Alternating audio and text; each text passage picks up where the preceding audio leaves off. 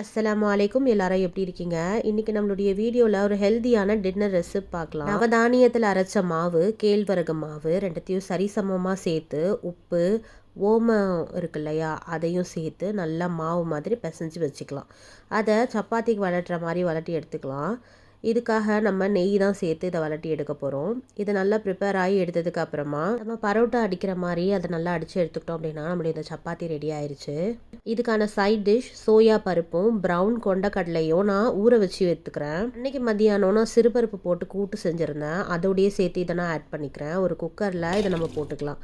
இது கூட கொஞ்சம் தேவையான அளவுக்கு உப்பு, தக்காளி, வெங்காயம், மஞ்சத்தூள், மிளகாத்தூள், தேவையான அளவுக்கு கொஞ்சோன்னு நல்லெண்ணெய் சேர்த்துக்கிறேன். இல்லைனா நீங்கள் தேங்காய் எண்ணெய் சேர்த்துக்கலாம். இது எல்லாத்தையும் நல்லா வேக வச்சு எடுத்துக்கிறேன். அவ்வளோதான். ஒரு 4-5 விசிலுக்கு அப்புறம் நல்லா வெந்து நமக்கு குழம்பு மாதிரி ரெடி ஆயிரும். கண்டிப்பாக ட்ரை பண்ணி பாருங்கள். உங்கள் எல்லாரையும் அடுத்த வீடியோவில் பார்க்குறேன். அஸ்ஸலாமு அலைக்கும்.